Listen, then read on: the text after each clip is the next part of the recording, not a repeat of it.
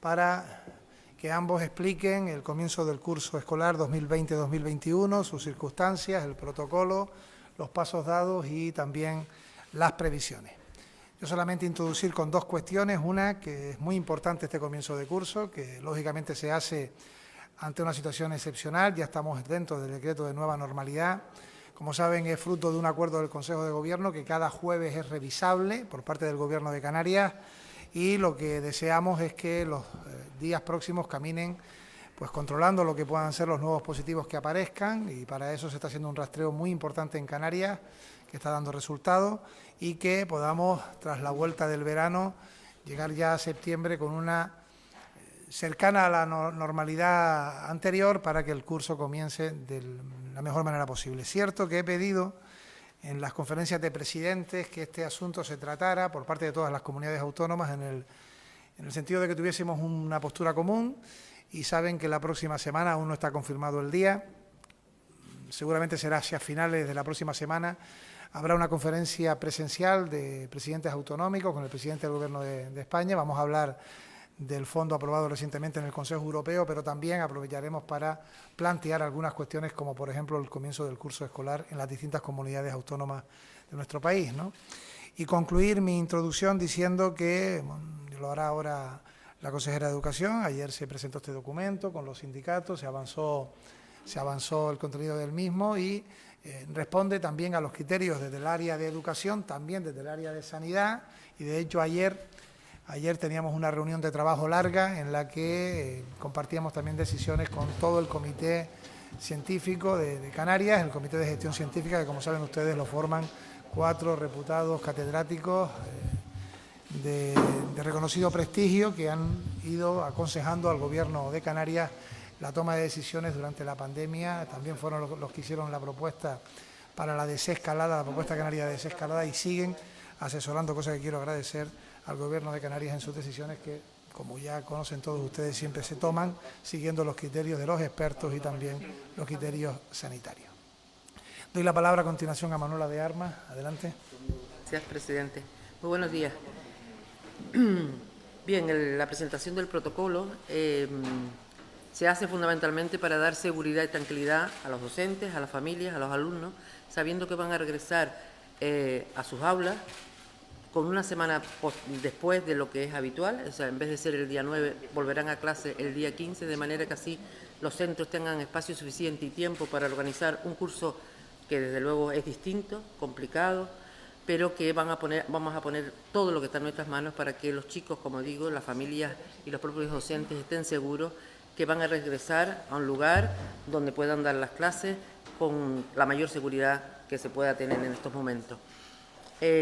Nuestro objetivo principal es la presencialidad, y la presencialidad va a empezar desde luego con todo, pero si en algún momento tengamos que sacrificar algo, porque desde luego este protocolo es un documento vivo que se irá adaptando a las circunstancias que Sanidad nos vaya marcando, es un documento hecho conjuntamente con Sanidad y nosotros y avalado tanto por Salud Pública como con el comité de expertos del que hablaba el presidente, y por lo menos nos da esa tranquilidad de que está avalado por ellos, que son en realidad en este momento quienes la autoridad para decirnos a nosotros, a los docentes, cómo tenemos que empezar este curso, como digo, distinto, difícil y complicado, ¿no? Yo quiero transmitir a la comunidad educativa en general todo lo que estamos poniendo de nuestra mano para que efectivamente tengan esa gran tranquilidad de que los chicos vayan a ir a un lugar seguro, que van a recibir las clases, que son muy necesarias, tengan en cuenta que van a regresar después de haber estado 5 meses fuera de las aulas, y yo creo que es el momento, ahora, antes no lo era, pero ahora es el momento, ya digo, de regresar y de tener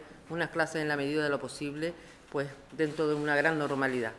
Se tienen que hacer reajustes, de hecho en el protocolo están establecidos los reajustes que hay que hacer para considerar esos espacios seguros, pero nuestro objetivo fundamental, ya digo, y yo creo que el de las familias, incluso el de los docentes, es que los chicos y chicas de Canarias vuelvan a sus clases con bastante normalidad, y en eso estamos.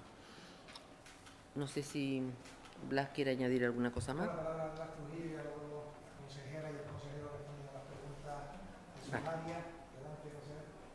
Sí, gracias, presidente. Buenos días. Bienvenidos a todos.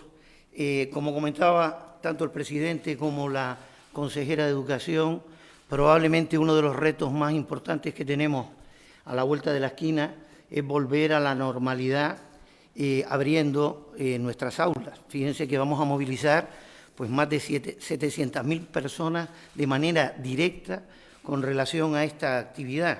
Si tenemos en cuenta alumnos, profesores, entornos, transporte, etcétera. Por lo tanto, eso, unido al comienzo de nuestra etapa, nuestra temporada turística alta, va a significar un gran reto para nosotros como sociedad.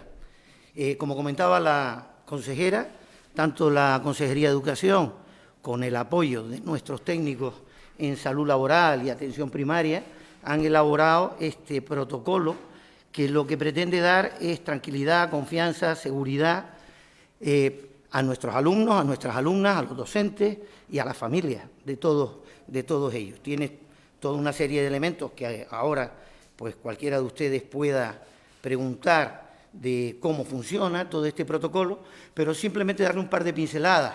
Por parte de Educación va a haber para cada centro un plan de contingencia y cada centro va a tener una persona responsable para la gestión de todo lo relacionado con el COVID o casos sospechosos de COVID. Y a su vez todos los centros educativos van a están referenciados, como saben ustedes, a un centro de salud de su zona geográfica y en estos centros de salud, todos los centros de salud, tendrán también un responsable COVID para la coordinación con el responsable del centro. De tal manera que ante cualquier sospecha, ante cualquier elemento que pudiera ser un posible COVID o un COVID, se establece todo un mecanismo de aislamiento, seguimiento, prevención, etcétera, en el que ya articularán todos los servicios de atención primaria y salud pública las medidas que correspondan para cada uno de los casos. Por lo tanto, responsable en cada centro, plan de contingencia para cada centro, responsable de salud de cada centro de salud y atención primaria y salud pública, coordinados, trabajando para dar cobertura a todo lo que van a ser las distintas casuísticas que nos van a ocurrir. No deben olvidar, y también quiero señalarlo, que este año tiene una gran importancia la campaña de vacunación, porque va a coincidir la vuelta al colegio con la típica campaña de gripe de finales de año y, por lo tanto, saben ustedes que se solapan sintomatologías que son parecidas entre los catarros, la gripe y algunos de los elementos que forman parte de los síntomas del COVID, lo cual nos va a hacer todavía tener que ser más diligentes, más rápidos y más eficientes a la hora de distinguir entre unos casos y otros. Y como les digo, pues bueno, el protocolo lo que hace es contemplar cualquier situación que se nos pudiera dar y tener, sobre todo, y es lo más importante, la capacidad de respuesta rápida para poder atender a dichos casos. Si les parece, vamos a abrir un turno. Recordar que justo antes de que se decretara el estado de alarma, el 14 de marzo, el día anterior, ya Canarias suspendía las clases, el viernes 13 de marzo, debido a que había habido ya un positivo en un aula, en un colegio de Tenerife, y a partir de ahí hubo otros positivos en otros lugares, y esto demuestra que tiene que tener una especial importancia el tratamiento, la atención, la prevención para el comienzo del curso escolar.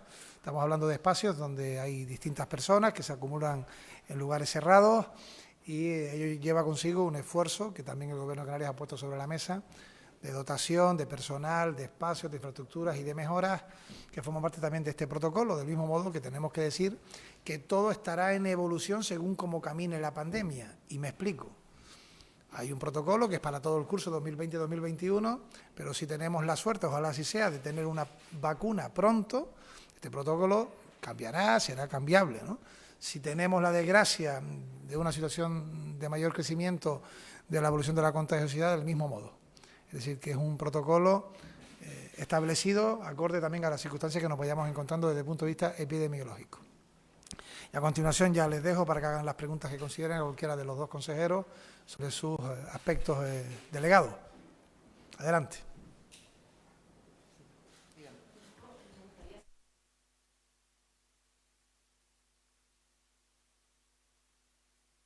También si van a entrar por turnos o no a las clases, saber qué pasará con las actividades extraescolares y qué pasará también con los centros que tienen problemas de espacio a la hora de tener que mantener esa distancia social. Sí. Con respecto a los turnos de entrada, dependiendo de cada centro, en ese plan de contingencia de que hablaba el presidente, que se elabora por cada uno de los centros educativos, donde hay un modelo tipo que se lo vamos a enviar para que lo vayan elaborando y tiene que estar acabado antes de que se incorpore el alumnado, se tendrán que poner los turnos de entrada. Hay centros que ya lo tienen establecido por tamaños de niños o por lo que sea, ¿no? Por niveles de enseñanza o lo que fuera. Entonces, conviene, si en caso de que lo vean necesario, lo que sí es fundamental es que no haya aglomeraciones y por lo tanto se puede escalonar las entradas y salidas a clases cotidianas.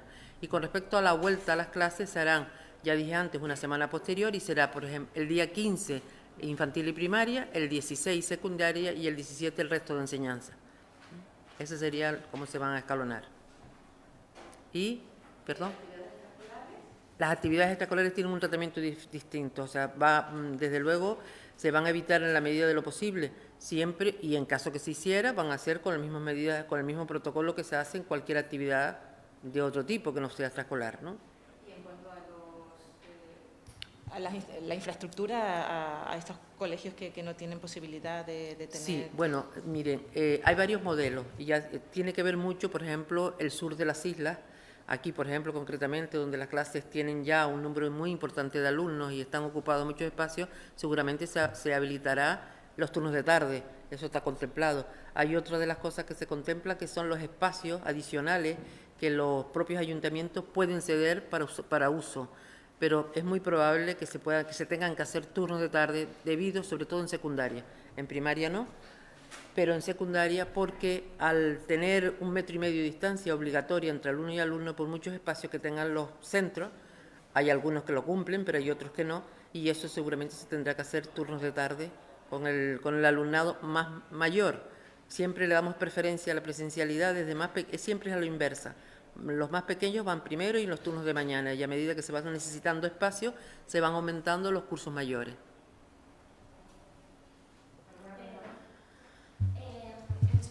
Comento de 3 ajustes para considerar las aulas seguras. ¿Qué 3 ajustes o qué 3 medidas tienen que tener en cuenta para poder albergar esas aulas clases? No recuerdo de las 3 cosas, pero de todas maneras le digo cómo es para nosotros segura, siempre recomendado por sanidad, evidentemente. Existen 2 modelos de agrupamiento. Por un lado están los niños desde infantil hasta primaria, que estarán agrupados en los llamados grupos estables de convivencia o grupos burbujas, donde ellos son convivientes entre sí y con su tutor, ¿no? Y luego estarían los grupos mayores de secundaria, donde ahí lo que manda es el 1,5 metros entre uno y otro en las clases, en las salidas, en pasillos y todo esto que se puedan encontrar, siempre con mascarilla. Ese es el protocolo que se usa para dar seguridad en ambos casos, ¿no? Sí. En la nota de prensa pone que habrá una diferencia entre secundaria 1,5 metros y bachillerato 1 metro. No. 1,5 metros siempre. ¿Hago un error entonces? No, al principio... Eso será el 1,5 y el... No, pues lo siento. Mire, sí es verdad que al principio, nosotros este protocolo que hoy presentamos es la versión número, me parece que 4 o 5, hoy esta es la del 20 de julio. Hemos ido retocando y adaptando las medidas que Sanidad nos iba diciendo a lo que teníamos, ¿no? Al principio nosotros, para empezar a hacer este documento, miramos lo que estaban hechos en otras comunidades. Tengan en cuenta, nosotros hemos sido la 7ª comunidad en terminar el protocolo, y íbamos mirando, pues aparte de las directrices del Ministerio, cómo lo habían hecho en otras comunidades que nos pudieran orientar. Y es verdad que, por ejemplo, en Extremadura, todos los niños de secundaria tienen 1,5 metros, menos los de bachillerato que tienen 1 metro. Y nos pareció que si Extremadura lo tenía, pues debe ser que ya estaba consensuado con Sanidad. Así lo pusimos en el primer borrador, pero Sanidad aquí consideró que no había justificación para poner 1 metro en bachillerato y lo retocamos y pusimos 1,5 metros. Lamento el error, pero es así. Sí, consejera, buenos días. Yo tengo varias preguntas. Entiendo que todas estas medidas van a suponer, sobre todo pensando en los profesores, un aumento en su contratación. Si nos puede cifrar, si ya tiene la cifra de cuántos van a contratar, por otro lado, de cuánto va a suponer eso para el erario público. Y después dicen ustedes aquí en la nota de prensa, espacios educativos, instalaciones externas al centro de titularidad municipal. Me gustaría saber si ya han contactado con algún ayuntamiento y si tienen esa predisposición. Y después, ¿qué ocurre o cómo será la organización en cuanto a los recreos, que como bien sabe, pues son también un espacio muy importante de socialización de los pequeños y donde igual hay más problemas para que no se junten? Sí, no sé. Gracias. mire, de acuerdo. No sé si es el orden, pero le voy contestando. Con respecto a los espacios alternativos que podemos utilizar, hemos tenido reunión con la FECAN y han puesto a disposición nuestro en todos aquellos municipios que necesitemos y que tengan espacios cercanos al colegio, porque lo que sí queremos evitar es el transporte de los niños hasta los sitios estos, ¿no? La disposición de los alcaldes y alcaldesas está garantizada, por lo tanto, a medida que vamos organizando, vamos viendo si vamos a necesitar esos espacios o no. Con el número de profesores, estamos ahora mismo haciendo todo ese vaciado. Nosotros acabamos de hacer un recorrido por cada centro de secundaria para ver las aulas y saber con el 1,5 metros este edificio cuántos desdobles tenemos que hacer. Todo eso se está volcando ahora mismo, lo acaban de terminar ayer, creo, los inspectores, y estamos volcando para saber el número exacto de plantillas que va a ser en los desdoblamientos. Y hemos hecho un número aproximado, no quiere decir que sea exacto, es aproximado, y ya hoy se empieza ¿cómo le puedo decir?, ajustar más ese número, porque ya son números más reales que la que teníamos. Habíamos hecho unas previsiones, unas simulaciones, pero estos números que vamos a dar a partir de estos días ya son números más seguros. Pero sí estaría alrededor de los 3.000 más o menos, o docentes. Eso es lo que en principio, no quiero dar una cifra exacta, porque ya le digo que estamos pendientes de esos ajustes. Y con respecto a los recreos que me preguntaba, vamos a ver si nos da con lo que tenemos.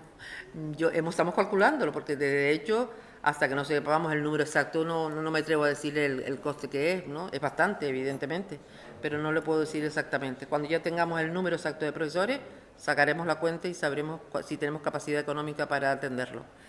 Y por otro lado estaban los recreos, que en los sitios de primaria, en secundaria no habría menos problemas, porque acabamos de decirle que el 1,5 metros se mantiene en las aulas, pero fuera es el uso de mascarilla, de los chicos para ir a la cafetería, para cualquier cosa, se manejan con mascarilla. Los niños pequeños, sin embargo, ese compartimiento del que estamos hablando, esos grupos burbujas, se tienen que mantener en el recreo.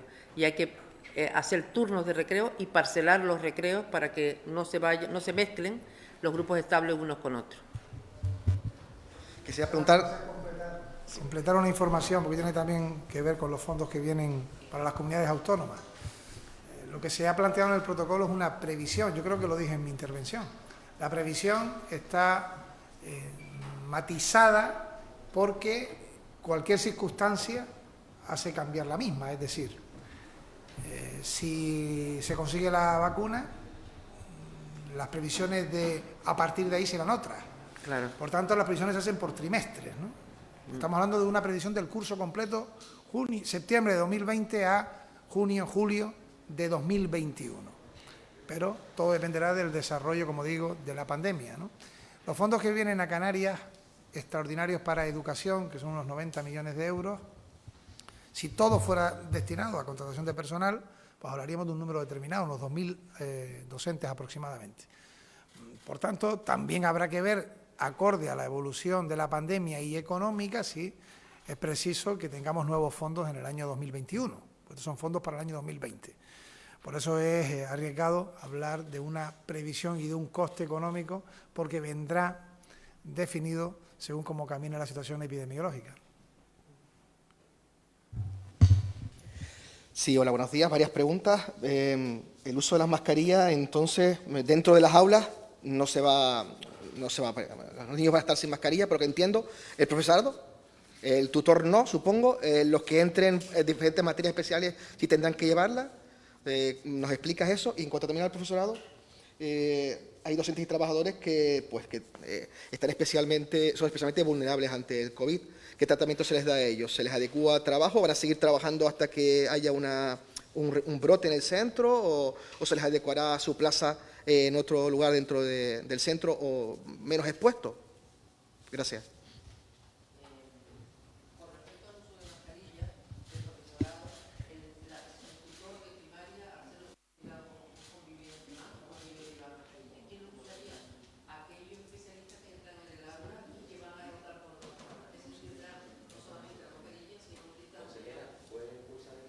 Disculpa.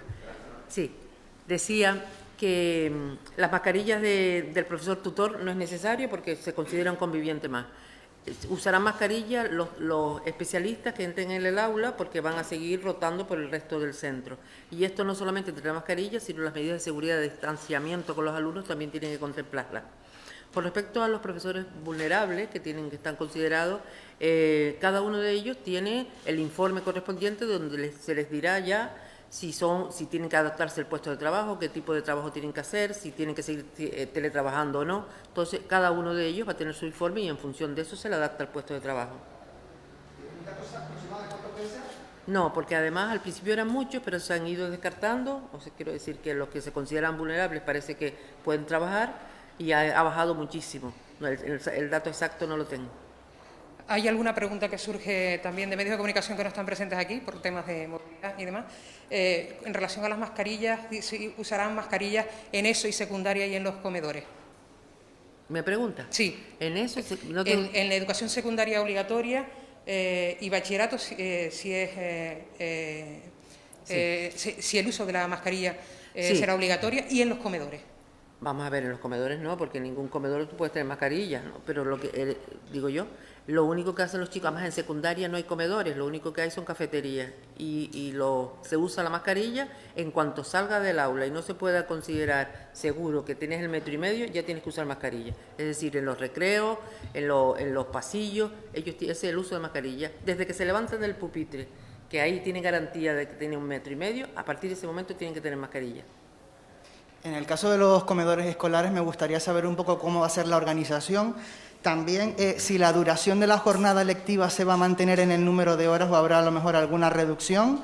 Y en la nota de prensa hablan de que dentro de los centros educativos se van a establecer un sistema de sectores bloqueables para establecer un grado de permeabilidad. Me gustaría si pudiese explicar un poco más este tema. Bien, empiezo por eso si quiere. Los sectores bloqueables son el propio grupo burbujo, ya está bloqueado de otro, y lo que les comentaba antes, en los recreos, en los comedores también, en los recreos, donde cada uno va a tener su espacio y no se puede mezclar con el otro grupo burbuja, ¿no? Van a estar separados, no solamente por el espacio en sí, sino porque los horarios tienen que ser distintos. Unos niños saldrán a las 11 del recreo y otros saldrán a las 11:20, de manera que tenga cada uno su espacio. Con respecto a los comedores se hacen normalmente por turno. En aquellos momentos en que el número de comensales sea un número que se pueda manejar en varios turnos, se hacen sin problema. Si el número de comensales sea tanto que los turnos no nos dé para conservar las distancias, pues se usarán seguramente las aulas o espacios adaptados para el uso del comedor. Y con respecto a horas lectivas, comedores, horas lectivas. Sí, en principio las horas lectivas del primario y secundario, de infantil primaria se van a mantener. En secundaria estamos barajando varias posibilidades porque en caso de que haya turnos de mañana y de tarde, el salir del centro a las 2 de la tarde, luego hay una limpieza que como mínimo tiene que ser 1 hora o más para que pueda entrar el otro turno, se nos va a hacer demasiado larga la jornada de la tarde, en invierno sobre todo. Entonces ya estamos trabajando, y eso se hará también con los sindicatos la próxima semana, varias opciones para ver, pero lo que sí vamos a garantizar es la presencialidad.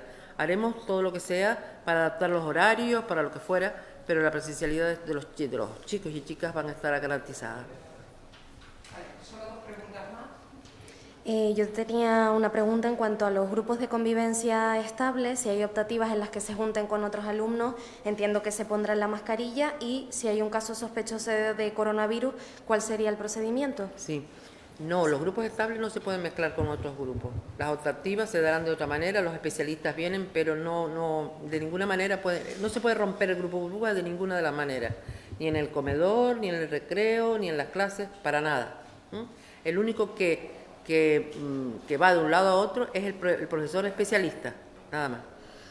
Me decías, perdona, la segunda pregunta. Sí, si hay un caso sospechoso de coronavirus, Sí. ¿cuál sería el procedimiento? Vale, si hay un caso sospechoso, antes hablaba el consejero de Sanidad de el responsable COVID que va a haber en cada centro con la formación adecuada para atender estos casos. Lo primero que hace es aislar al niño a un lugar ya determinado donde se tiene aislado del resto. Y lo primero que hace es llamar a la familia, como se hace siempre cuando un niño tiene cualquier cosa, y sobre la marcha también al teléfono COVID, que es el que sigue todo el procedimiento que tenga que hacer de separación del niño, de todo lo que haya que hacer, como un caso cualquiera de otro ámbito. Yo tenía también una pregunta para el presidente. Hoy Madrid parece que prevé establecer la obligatoriedad de las mascarillas. Canarias sería la única comunidad entonces que no la tiene obligatoria en todos los espacios. ¿Se plantean establecerla? Nosotros hemos ido tomando decisiones en el Consejo de Gobierno, y tenemos Consejo de Gobierno. El pasado jueves tomamos decisión de endurecer el uso de la mascarilla, de intensificar la vigilancia de su buen uso, y se ha hecho un trabajo por parte de la Fuerza y Cuerpos de Seguridad que queremos además reforzar. Para ello también va a haber una Junta de Seguridad que ha sido convocada. Y con respecto al uso de la mascarilla obligatoria, decir que ya lo es, ya lo es. Lo que no es en los espacios abiertos es permanente si no mantienes la distancia de 1,5 metros, que es la diferencia, ¿no? Y tomaremos tal decisión cuando, desde el punto de vista epidemiológico, el Comité de Expertos y Salud Pública indiquen que tenemos que dar ese paso. También he dicho que parece normal y lógico y coherente que Canarias fue la región que entró más pronto en la desescalada, la comunidad, porque tenía los índices mejores. Manteniendo esos índices, iremos a medidas más restrictivas pues más tarde, porque no es necesario tomarlas, pero no nos va a temblar el pulso en tomarla cuando sea necesario hacerlo. Hoy lo que es más importante, mucho más importante por lo que nos dicen los expertos sanitarios, el Comité de Científicos y Salud Pública, es concienciar del buen uso en fiestas privadas, en espacios de ambiente familiar y lugares de ocio. Del mismo modo que Canarias, como bien dice usted, puede ser la última en el uso obligatorio de la mascarilla independientemente del espacio, también fue la última en abrir espacios de ocio nocturno. Y resulta que ahí hemos tenido en algunas comunidades mayores dificultades. Pues nosotros en eso hemos sido criticados por ser los últimos, pero que tengamos absolutamente claro que eso es una decisión fundamental y exclusivamente sanitaria de salud pública. Y la última, esta es de Canarias ahora, casi a modo de recordatorio, si habrá necesidad de hacer turnos de tarde en ESO y bachillerato, y si se utilizarán otros espacios como bibliotecas u otras infraestructuras para los casos en que las aulas superen los 25 alumnos. Vale, muy bien, pues cerramos la rueda de prensa. Gracias. No más preguntas. ¿Una más? A ver. Sí, yo tenía una última pregunta para el consejero de Sanidad. ¿Cómo está la situación de los rebrotes en las islas ahora mismo? En estos momentos, por decir la cifra más desagregada, tenemos en Tenerife 3 brotes, uno con 11 personas, otro con 4 personas que está relacionado con un ciudadano que regresó de Estados Unidos y que está en la UCI, y el último brote corresponde a 3 jóvenes y que ahora mismo el estudio de contacto supera las 45 personas en este momento, sin que todavía tengamos el resultado, obviamente. En Gran Canaria hay 4 brotes, uno de ellos está relacionado con otro que está en Fuerteventura. En total son 12 personas, 7 en Fuerteventura, 5 en Gran Canaria, y un segundo brote de 3 personas que están aisladas. El tercero proviene de un marinero extranjero, cuyo buque está aislado, hay 19 tripulantes, y han dado 2 positivos más. El resto de las islas están normalizadas, un caso exportado en Lanzarote y otro en La Palma. Y en cuanto a los migrantes, pues solo en Fuerteventura, de los 77 casos notificados, y me gustaría hacer hincapié en esto, 70 corresponden con migrantes. Lo digo porque es una de las peticiones que le hemos hecho al Gobierno de España reiteradamente en lo que es la comunicación de las estadísticas, donde ustedes a veces ven Fuerteventura como un foco importante de brotes. No es así. Tenemos solamente 7 casos, Los 70 son de migrantes que nos han llegado y que además, dadas las características de ese colectivo, son el primero que se detecta, se aísla, se evitan que hayan, por lo tanto, contagios, etcétera, ¿no?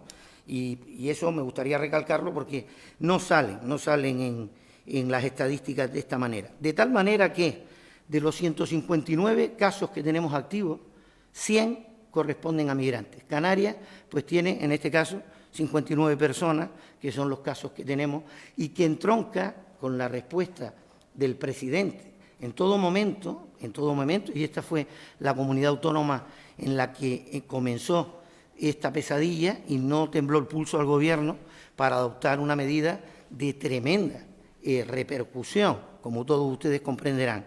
Y aquí, siguiendo siempre el criterio del Comité Científico y de Salud Pública, vamos a estar prestos a adaptar lo que son las medidas que nosotros debemos tomar. Y como también bien decía el presidente, nuestro uso de las mascarillas ya es obligatorio en casi todos los sitios, salvo en los espacios abiertos donde no se puede mantener esa distancia que consideramos de seguridad. Lo que sí quiero aprovechar para decirles, y también lo recalcaba el presidente, que el elemento más importante que tenemos ahora encima de la mesa del Gobierno es hacer cumplir nuestras determinaciones en el uso de las mascarillas. Y se están produciendo algunos usos absolutamente inadecuados, y de ahí las reuniones con la Junta de Seguridad, y sepan todos ustedes que vamos a estar prestos a sancionar cualquier uso abusivo, en este caso no uso, de lo que son las normas que hemos dado para proteger la salud de todos nosotros.